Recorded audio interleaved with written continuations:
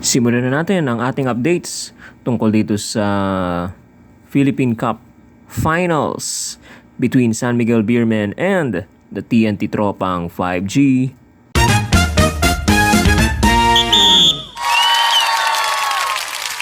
Magandang araw sa inyo lahat mga katokers, mga katoshis at mga katokis. Welcome na naman po sa ating panibagong vlog dito sa Talking Toshi Sports. At papasok na nga po tayo sa game number 6. Ika-6 na laro na po sa pagitan ng SMB at TNT Tropang 5G. Nanalo po ang San Miguel Beermen sa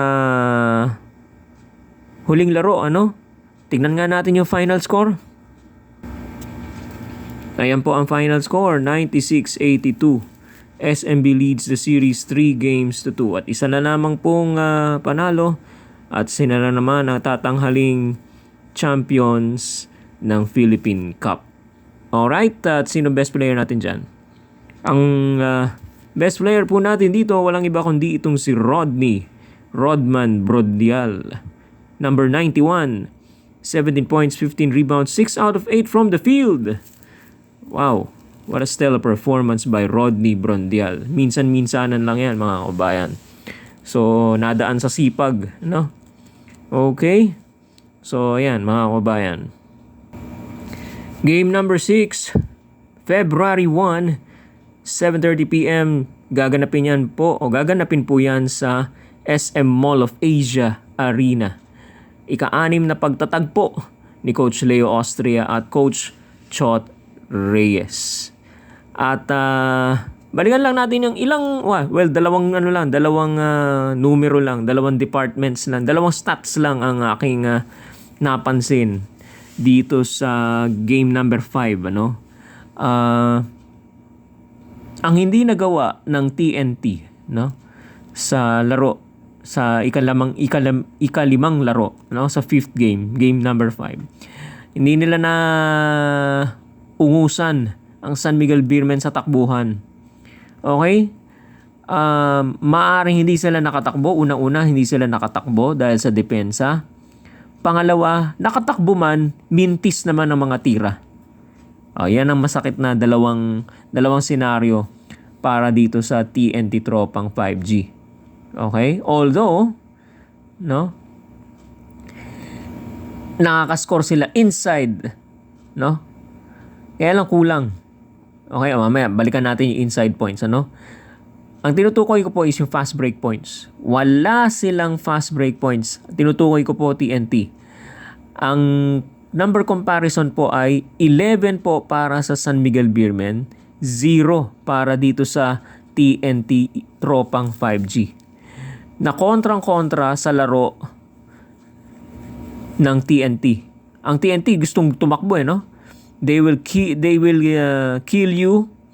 They will make you pay on the fast break, make points out of the running transition offense, Patatakbuhin ka. Okay, pabibilisin nila ang laro hangga't di ka makahabol. Doon sila nakakakuha ng puntos.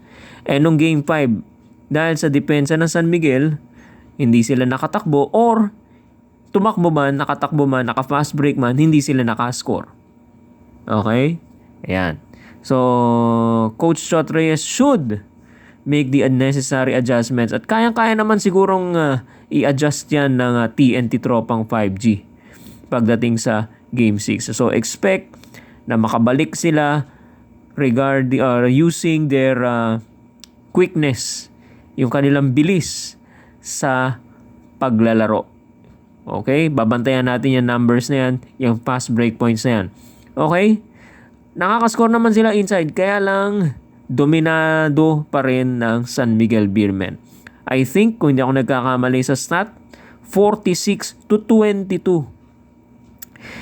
Sa mga previous na laro ng TNT,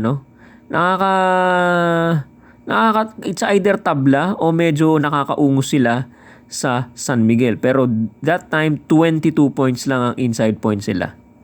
Okay? Ang perimeter shooting, okay. Perimeter points, okay. Pero yung inside points, dun sila nadali ng San Miguel Beermen. Okay, so expect ulit natin mas magandang inside presence ang gagawin ng TNT.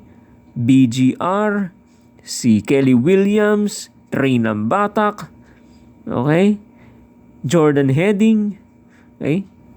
Yan ang mga aabangan nating sasalaksak sa loob, mga kababayan. Okay? So, ano na ba? Tatapusin na ba ng San Miguel Beermen? O hihirit pa? Isa pang laro. Sabi ng TNT, Tropang 5G. Kailangan pa ng Game 7, sabi nila. Okay? So, abangan natin yan bukas. No? Alas 7:30, Game number 6. Patuloy po niyo suportahan ang ating YouTube channel, Talking Toshi Sports.